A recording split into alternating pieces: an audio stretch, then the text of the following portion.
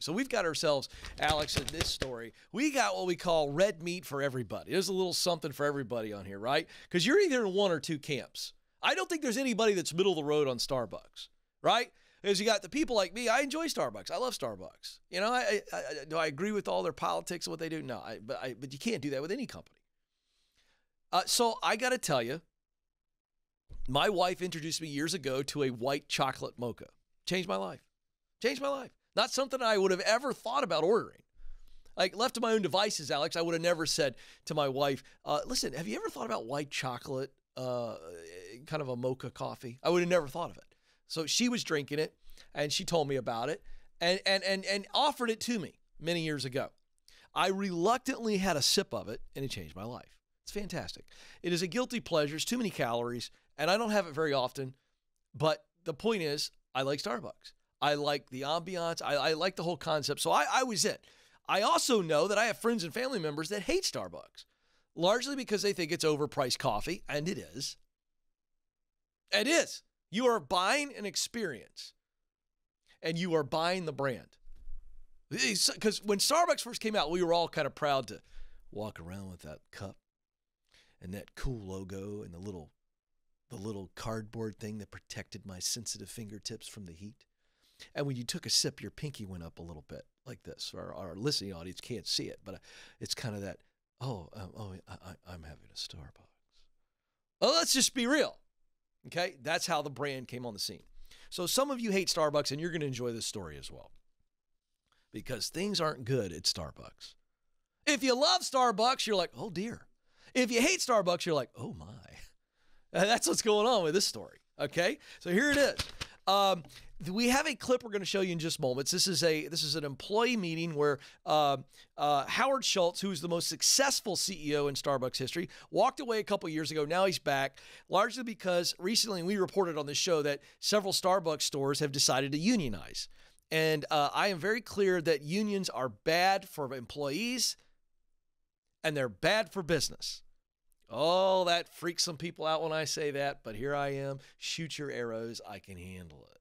Now, so he's addressing some employees about store closures, and somebody puts the old iPhone on him, and we're going to show you a 1-minute clip, and then I'm going to comment on this. Here is Howard Schultz talking to Starbucks employees.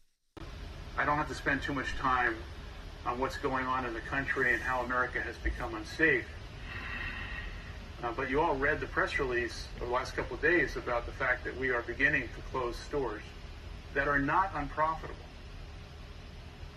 But we're closing stores as a result of the co-creation sessions that we've had. Almost 60 now, 25 in the SSC and the rest in the field. And we had one yesterday in San Antonio. But in all of those sessions,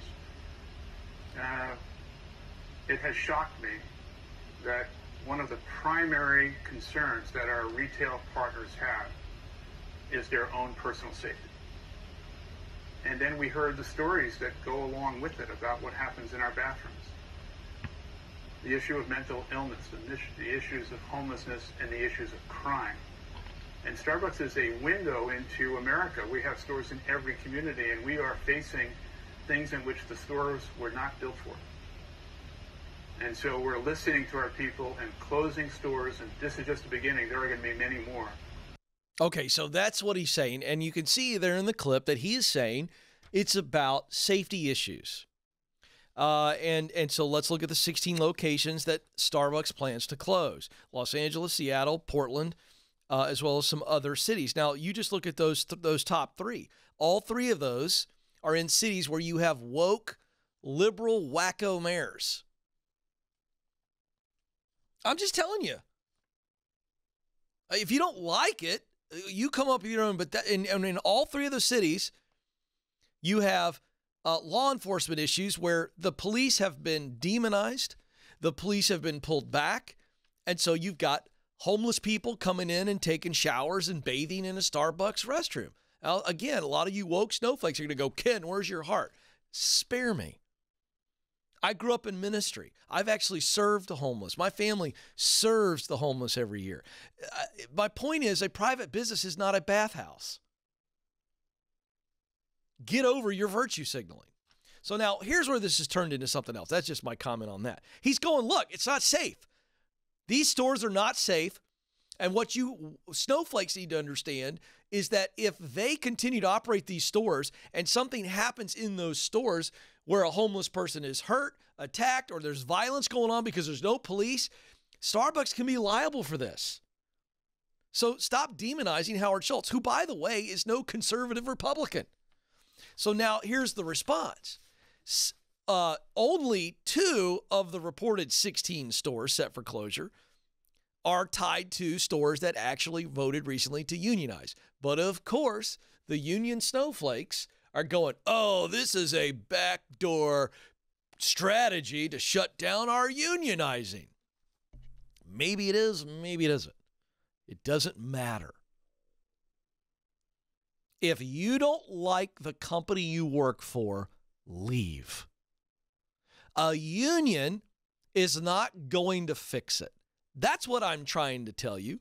Unions were good when they were first formed in the early days, as we begin to see where big companies were taking advantage of people. And I will say on the record that when unions were first formed, it was a solid idea. But you know what corrupted unions? For those of you who think I'm anti-union, I'm not. What corrupted them was politics, and politics corrupts everything.